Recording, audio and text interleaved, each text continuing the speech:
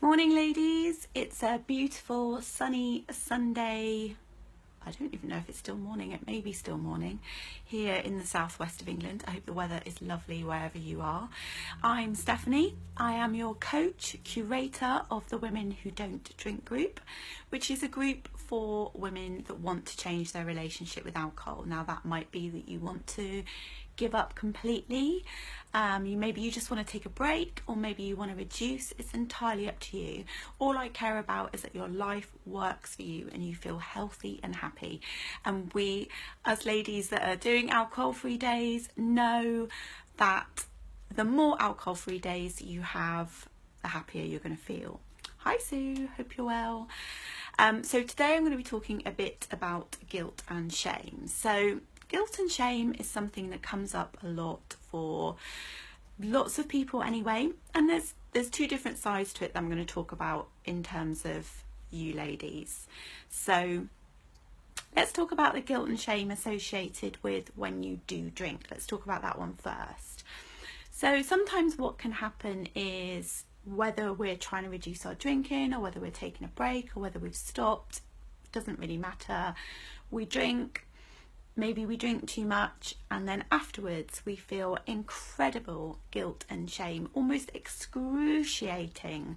I can still remember my very first big relapse. I know I don't like using the word relapse. I prefer slips and blips, but I'm going to be honest about it. It was a relapse, not a slip or a blip. It was quite big, and a few things went wrong, shall we say, and the next day I was just I'm trying to think of the word, immobilized by this excruciating guilt and shame. It was just horrendous, sort of playing in my mind the bits that I could remember, what had happened, what I'd done.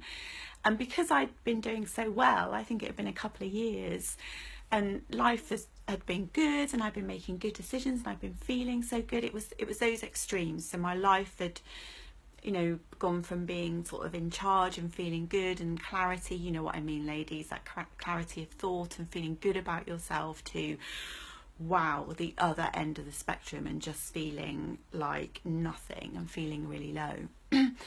I had a really close friend at the time who was also alcohol and drug free, and I called him up, which was the best thing I could have done, actually. So rather than stay there in that horrible, horrible feeling, which I might have done for days and days and days, whipping myself, you know, the one, punishing yourself, ladies, I called him up. And he's brilliant, because he was much further into his journey than I was, and let's be honest, that was my first big relapse.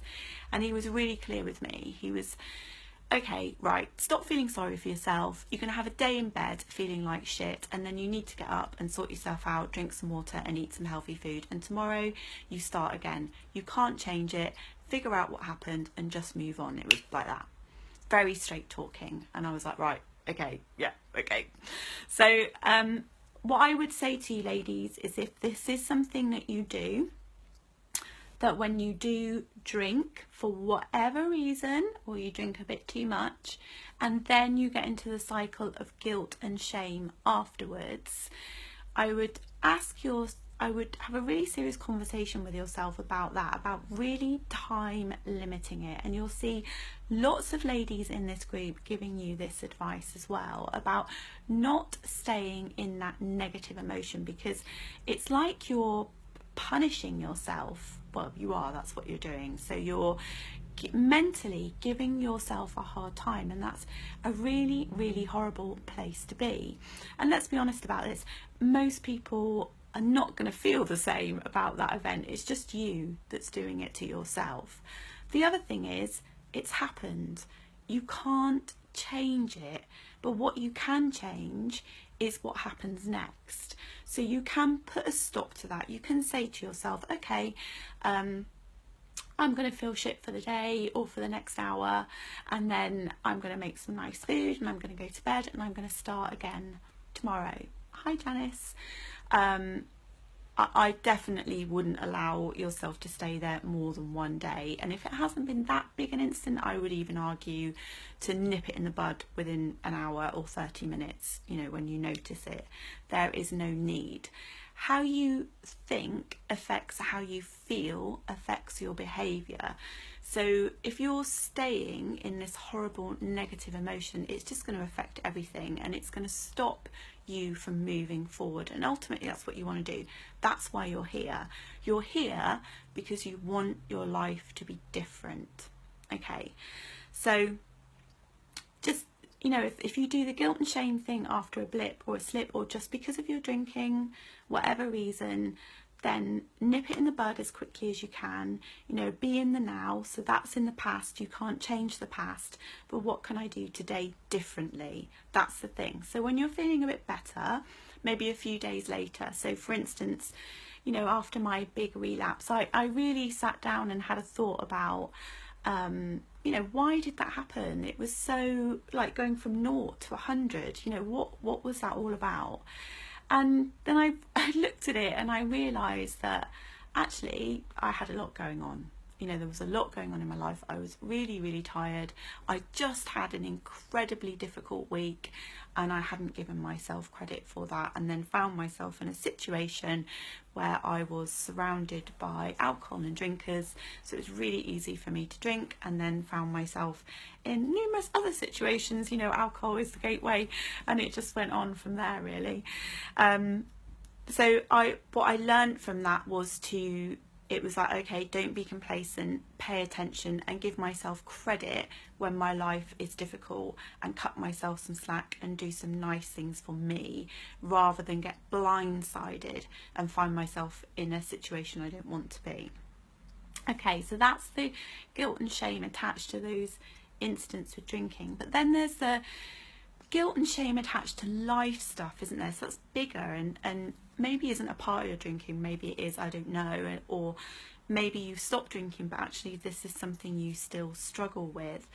Now I can remember years ago working with a lovely lady. We worked together for quite a while, and we were really trying to get to the root of what was going on. You know, she could stop drinking and then she'd start drinking, and she was somebody that really needed to take quite a long break from alcohol.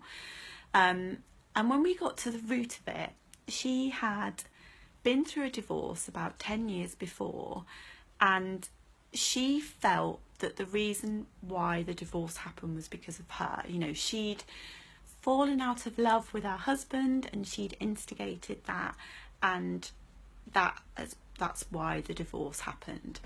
And she felt incredible guilt because she felt that she had broken up the family, and it was all of her fault. And she'd spent all of this time feeling guilty about that and punishing herself. And I can remember saying to her, you know, when are you going to stop punishing yourself about this? You know, it's happened now. You can't change it. And when she was really honest about it, she'd moved on, she'd met someone else, she was really happy. You know, her ex-partner was happy, they were still friends, the kids were good. So when you looked at it, there wasn't any really serious repercussions from that incident. It was just her guilt, and she was punishing herself, and she was really struggling to move on from that. Another example of that was, you know, my eldest son, which you probably seen me talk about a bit in the group, I had him when I was very young, and as you all know, I made some very bad choices, and there were certain situations that we were in. My eldest son has over the years loved to sort of bring those up, and we've had the honest conversations. You know, I've apologised, I've owned all my stuff, he's seen that I've changed, he loves that I've changed, so it's all good. But as a mother, I could have easily have felt incredible guilt about some of the situations that I put my child in. Well, let's be honest, my children. I could have easily have gone there and stayed there, you know, punishing myself for these things that I can't change, but I didn't. I chose not to. Now, I did some work on this, and the crucial thing is, there's a few things here I need you to listen, ladies, okay? If it's in the past, you can't change it. Seriously, you can't. No one can. But what you can change is now, is today, and then that will change your future. And every day, you know, you can keep changing these things if you want to. It's entirely up to you. The only thing we can do with the past is learn from it and grow. There is absolutely no benefit whatsoever in punishing ourselves or feeling guilt and shame. So one of the best things you can do if you're doing this is to accept your past, because you can't change it, and then forgive yourself. Sounds really simple, doesn't it? But it's really, really powerful. So, you know, acceptance and forgiveness is linked to motivation. It really is. Now just imagine that for a minute for me, ladies. Imagine what it would be like. So if you're someone that feels guilty because of things in your past, just imagine now what it would be like to accept that you can't change it, and to forgive yourself and let that go. Just let it all go. Because in this moment, everything's okay and you can change.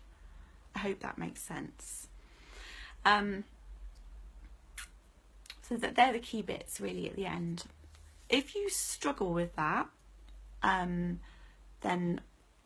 I highly suggest you get some coaching, because it really does free up your life. You know, letting go.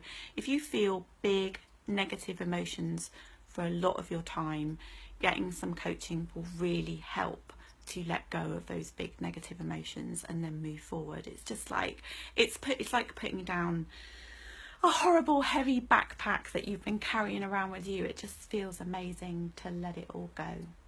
Okay. So ladies, we've got a few things going on at the moment. I will be back in again on Wednesday evening for a Facebook Live. So if there's anything you want me to cover, just ask. 30-day no sugar challenge coming up, starting on the 1st of September. Only for ladies who've really got the alcohol thing cracked. Trust me, if you cut sugar out, you know, I get cravings for alcohol, so you need to really have that one cracked. I will be doing another 7-day alcohol-free challenge soon, probably early September, so I'll let you know. And we have the retreat, so still a few places left. So ladies, if you're interested in the retreat, it's a ladies only retreat in beautiful countryside in a lovely house. We've got exclusive use. The ladies that have booked already are amazing, so it's going to be great. So like-minded people, you fancy some coaching, a bit of yoga, some lovely food, and you really want to kickstart your alcohol-free life, give me a shout. If you're unsure, give me a shout. Let's have a chat, and we'll go from there. Otherwise, see you soon and have a lovely day, ladies. Take care. Bye.